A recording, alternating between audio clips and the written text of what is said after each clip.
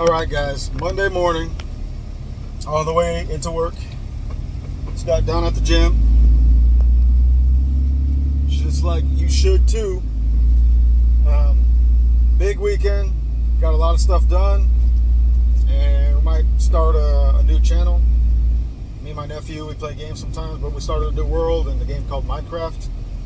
Kind of nerdy, but I've been playing it since I was in high school. I was an engineering major in high school, college, so I like building shit, to say the least. But yeah, we're headed into work, and we have a camera to install today, as well as a recap about the weekend. So let's get into it, and I hope you enjoy the footage.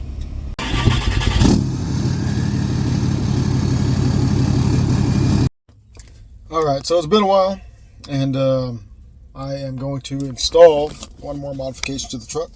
I think it'll come in handy because some parking places it's easier just to pull in straight, and being a truck driver, it's not really that easy for me to pull into a parking spot. And with this being a long bed and with the aftermarket bumper, sometimes it makes it hard to judge the distance. And if I go off-road, I'd like to see how close I am to the ground, so I've got this backup camera. This is one of the last modifications that I'm going to do before I'm basically done with the truck. Like I said, there's a couple more things I want to do to the suspension, but like ball joints and control arms. But this will be like a, whenever I need it there. Because every now and again, there's certain parking spots where they're angled parking instead of them being like backing up, So with this right here, it'll help me judge distance. Since I'm a long bed, I don't like sticking out in the aisle. And like I said, I'm just really bad at spatial awareness on this truck for whatever reason. I already have a backup camera. I installed it in the truck so that it's not outside. And then it also doubles as a dash cam, so that's not really why I need this, since I know how to back up and hook up trailers. But I'm gonna go ahead and put this in. So the first couple things I got to do, since I already have all of this kind of in place, if you have a ram, you'll basically do something similar. But on mine, I just have some Torx bits on top, and then the whole thing just comes out, and then I can pull the radio out to get to the back of it so that I can plug these wires in. So this is the camera side. One's for power, one's for video. And then this is a little wire that plugs in. It's only one wire. This is going to be the hardest thing to route through because I have so many wires running through the bottom already. I cut out a hole right up in there. I don't know if you can see that. You see some other wires running through there. That's going to be the hardest thing. But other than that, it's just going to be bolting this thing up. And after it's bolted up, it's just going to sit right there. I'm going to try to mount it behind the license plate holder so that it's not like super obvious that it's there. It's supposed to be waterproof. These are kind of cheaply made, but I figured it should be simple enough. And they give you some zip ties and a locking mechanism if you want to take this off, because I believe you can remove it. So yeah, we're going to get started. I'm going to start off with this Torx bit cassette, and then I'll update y'all as I continue. So anytime you're doing this, if you install your own stuff, you should always use electrical tape or solder it, or both. I usually try to do both. I used what I had at the time, so I think I'm going to rewrap some of these. But yeah, on this one, you have your power, you have your sound inputs for if you have a subwoofer, and that basically tells the radio the left versus the right baseline, because some songs they like to isolate them between the left and the right. And I have a dual subwoofer system, so it comes into play. It actually works. It'll amplify one or the other the way I have it wired up. So you have your initial plug-in, you're gonna have to convert it. I didn't have an out-of-the-box conversion, so I had to do it by hand. But then if you have an aftermarket radio, you should have a camera plug in. So that's I'm going to plug in now. And I think what I'm going to do is, this right here is for a power wire, and you can verify on the instructions. Let's see what I do with them. And this right here tells you kind of what's what video and power connection. So the red one is for the power connection.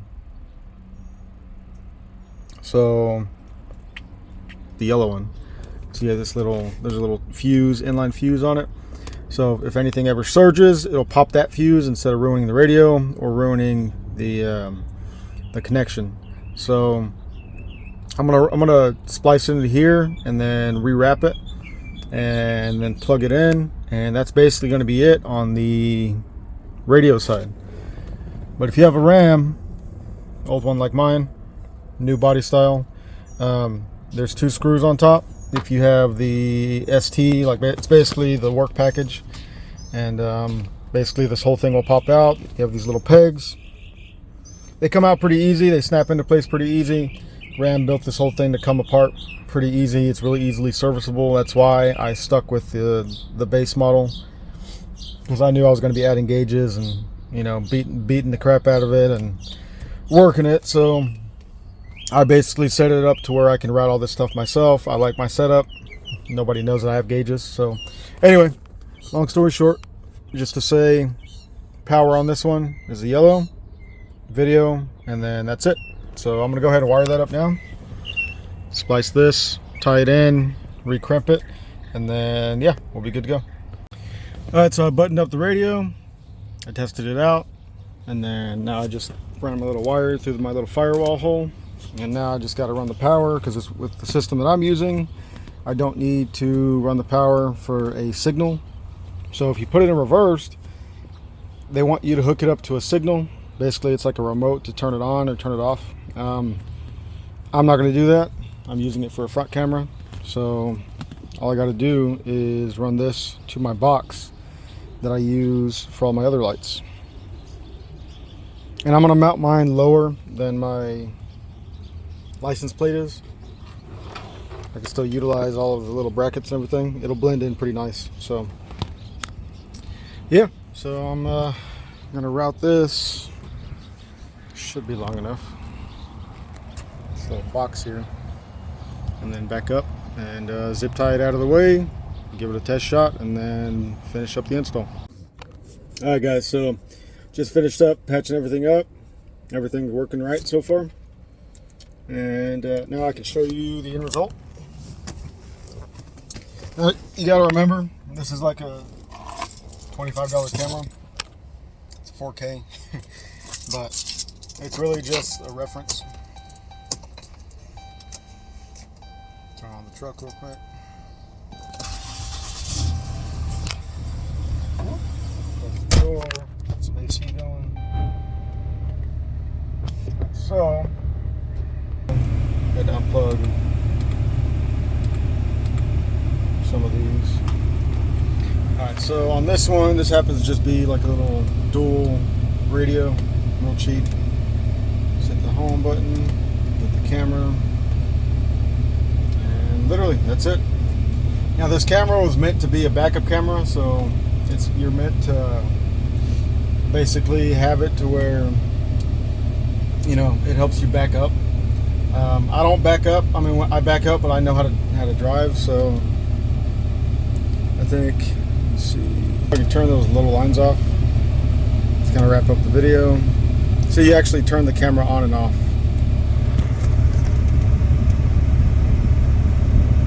So I think with this camera, they're just built in to the lens. So I think they're just going to stay on. But you turn it on or off, you don't have to have power running to it constantly. So yeah, that's pretty much it. Another reference for y'all. It's the camera. I think there was some interference for a second. There we go. Yeah. It's a cheap camera, so it's running next to some other wires that I have for my subwoofer system.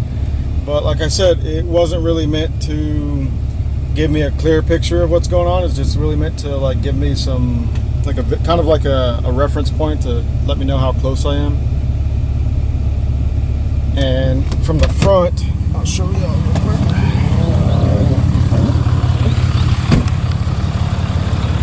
Super simple, super tiny. I just kind of set it in the middle. So with this bumper, get back in here so y'all can hear me. It's really windy out there, so. But with this bumper, I had those little like honeycomb shaped cutouts. They're just kind of meant to like allow airflow. And I actually picked up some MPG whenever I installed this bumper. It's a full replacement bumper. I forgot the brand, but it's basically a ranch end. Just, you know, you don't pay the name, you don't pay for the name. And it served me pretty well. I was able to install some lights in there, and eventually I'm going to put some more lights on the front.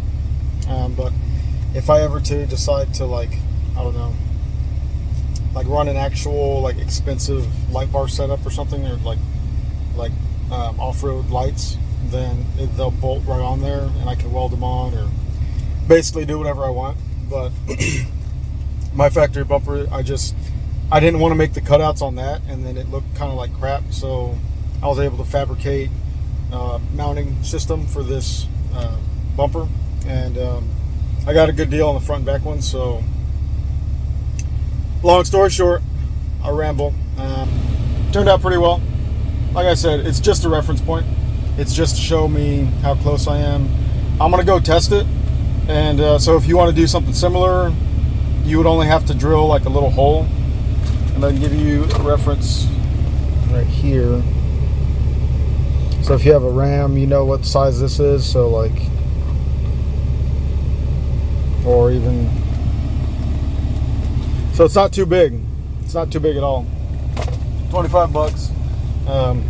If you're gonna set this up the way I am, I just wanted to say you do not have to connect any of the red wires coming off of the video cable.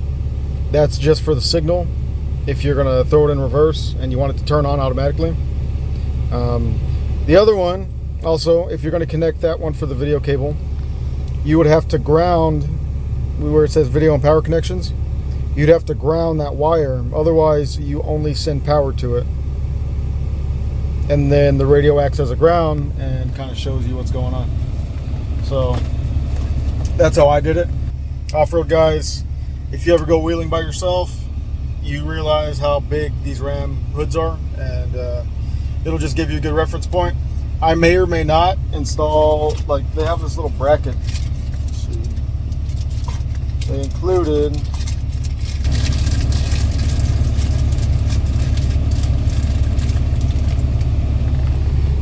this little bracket system to where it will just, it squeezes on that. Now I may do that and like bend this so it points down more, but we'll see how I use it from day to day. I mean, that's not really worth videoing, but they do send you like a little kit for like to put a gasket in there. But for me, I just screwed it on, and that's basically it. So this is a real quick one. I hope you enjoyed. Like, comment, subscribe. Any questions you have. I work on my own rig. I think the only thing I haven't done to this truck is work on the AC system, but I don't like the whole evacuation process, and it's just kind of tedious. That's really the only thing that I haven't touched on this truck so far. So if you have a 2012 Ram or older, or even a newer one, I know a lot of things carry over, a lot of things don't.